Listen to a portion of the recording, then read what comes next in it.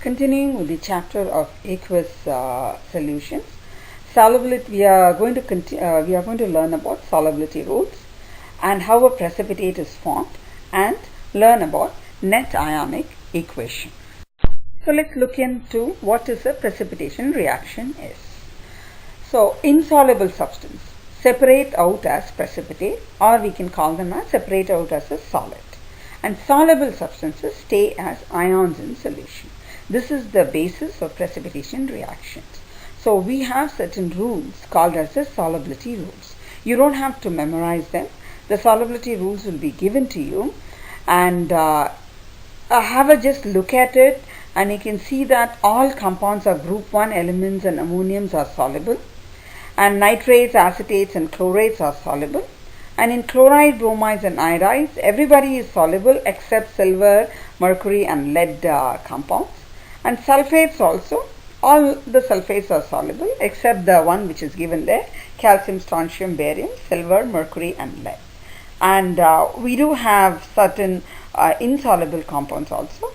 For example, all hydroxides are soluble, all carbonate, phosphate, sulfide, chromates are insoluble except the first group hydroxides along with barium.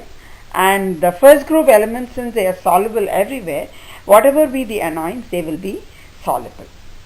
So whenever you are doing a question on this chapter, keep this in front of you, so you will be able to predict which is separating out as a precipitate. Consider an example of a precipitation reaction. So the reaction we are taking care is the reaction between sodium chloride and silver nitrate. So what we do is, to predict the product, combine the two ions outside. So combine the Na and NO3 and the two ions which is inside, that Ag and Cl. So the product formed will be silver chloride and sodium nitrate. Now we have to predict whether these are solid, liquid or solid or aqueous. So consider the solubility rule. Looking at it, sodium chloride, the compound of group 1, and hence it will be aqueous. Silver nitrate, all nitrates are soluble and hence it will be aqueous.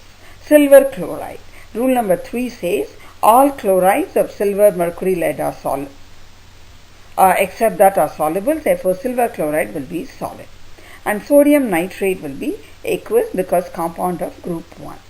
Now insoluble, as I said, insoluble substances separate out as precipitate, so we write them as solids.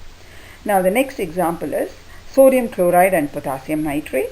Following the same rule, complete the equation KCl plus NaNO3, and using the solubility rule, complete the state of them. You will see that all of them are aqueous because compounds of group 1 are all soluble, and soluble substances, they just stay as ions in solution.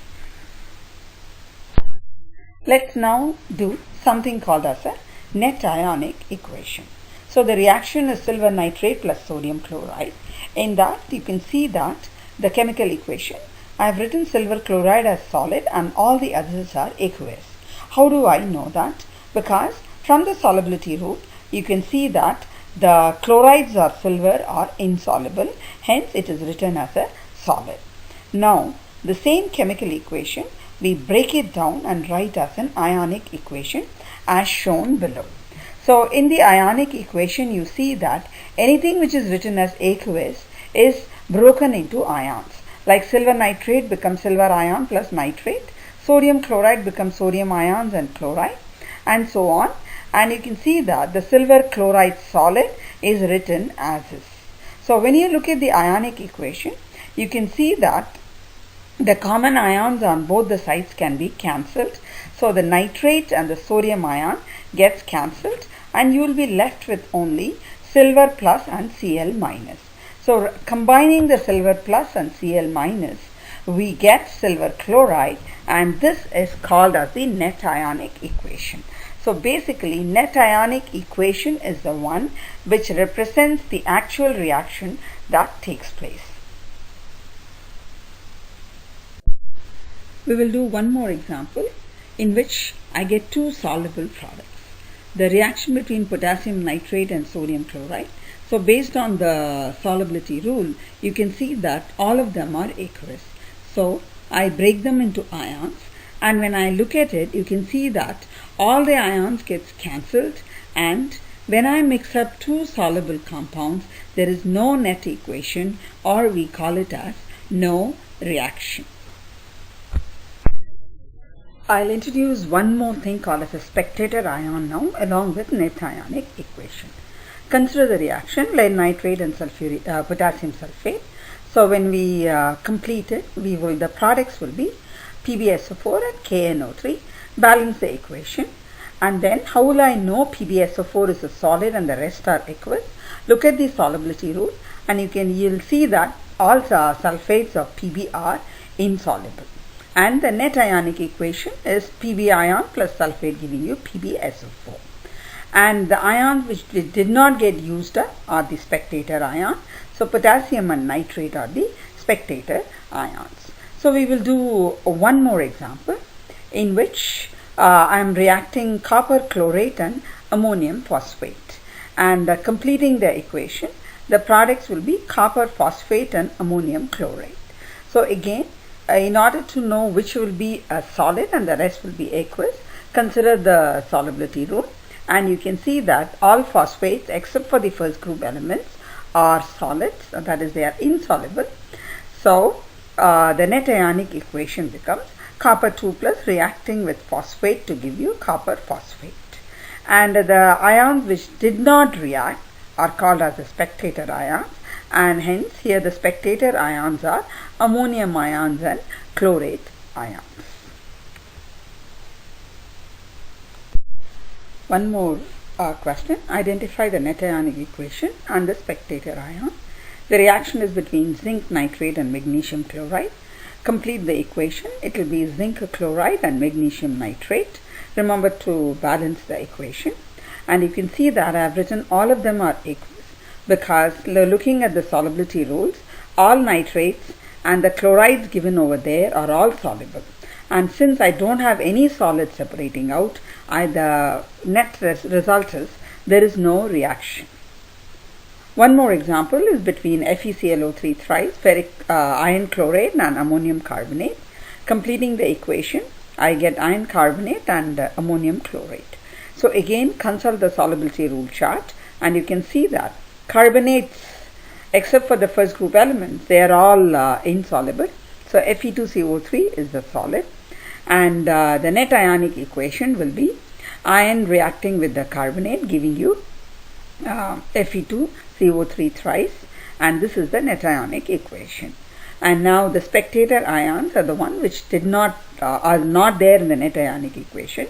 So ammonium ion and chlorates are the spectator ions.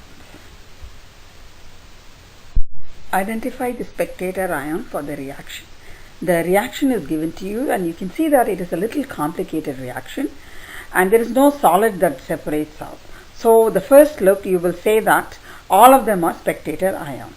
But let's just see, and since they are all aqueous, we will separate them into ions. So potassium permanganate separates as K positive and MnO4 minus. FeSO4 separates as Fe2 plus and SO4 2 minus.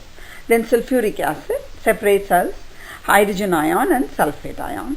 Then I have potassium sulfate separating as potassium ion and sulfate, and manganese as sulfate as Mn2 plus and SO4 2 minus.